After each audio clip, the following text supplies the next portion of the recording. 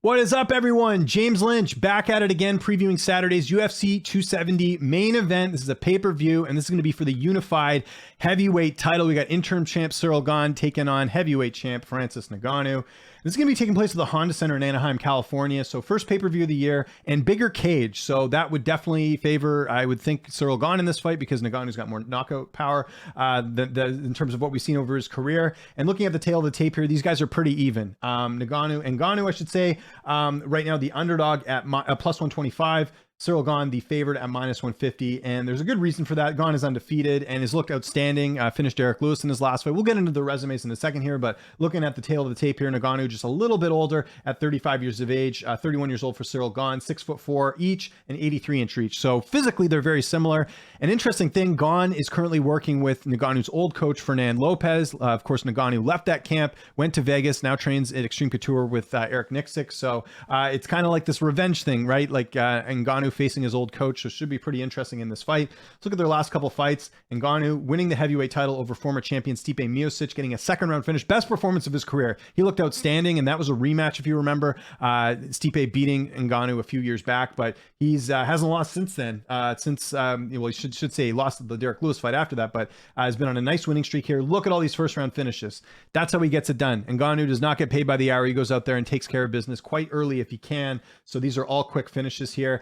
The Stipe fight was in the second round, but still, Ngannou, not one known for going the distance. In fact, the only two times he's gone the distance, he's lost the fight. So that's where things get interesting. And even prior to that, some really good knockout victories in his career, a lot of first round finishes. So I would argue Ngannou has the best knockout power in the division, and I think he's probably the scariest guy in the division right now. But Ciryl Gane, his former teammate, is kind of going against the grain here. He's only got 10 fights, but this guy is improving every single fight. And you look at it here, he's beat some really good guys along the way. Don'Tale Mayes, good prospect. Tanner Boser, good prospect. Rosenstruik defeated him, Volkov. And then the last fight against Derek Lewis, just an outstanding performance. We saw what Lewis did a month ago against Chris Daukaus. The fact that he was able to survive that early onslaught from Lewis and actually finish him in the third round of that fight, very impressive. That's what got him the interim title in this one. So Gane, I think, proved a lot of doubters wrong that he is the real deal in this fight. And like I said, has looked great throughout his career here. Just 10 fights and already getting a title shot. It's just, you don't hear that in MMA that often. This is a 50-50 fight. Like, if you wanted to bet Ngannou in this fight, I totally get it, because like I said, I think it could go either way.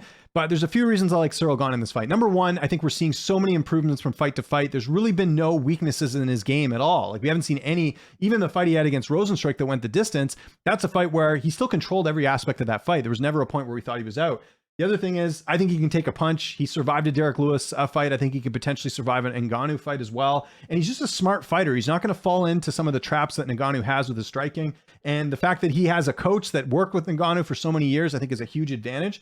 The other thing is, Francis Ngannou is at odds with the UFC right now with his contract, with his pay. That's got to be a distraction going into this fight. I don't care how mentally tough you are. If you don't have an employer that's backing you, that's got to be in the back of your mind going into a fight like this. So Gane's got none of that to worry about. He can just focus on the fight, whereas Ngannou, will he be a free agent after this fight? He wants to box Tyson Fury. There's so many things that are going into this fight that I think are just a distraction for Ngannou in this one. So with all that said, I'm going Ciryl Gane to take either a decision or a late finish in this one. I just think it's a 50-50 fight, and Gane really has nothing to worry about going into this one, whereas Ngannou, he's got a contract on the line, and everything else. So yeah, that's why I'm picking Ciryl Gane in the main event. So I want to know what you guys think in the comment section below. Do you agree? Do you disagree? Let me know. Follow me on Twitter and on Instagram at Lynch on Sports. Make sure you subscribe to this YouTube channel at OddsChecker US, where you'll find my breakdowns every single week, along with my fighter interviews. And also check out the main card preview I did for UFC 270 if you haven't watched that yet. My name is James Lynch. I'll see you next week. Thanks so much for watching.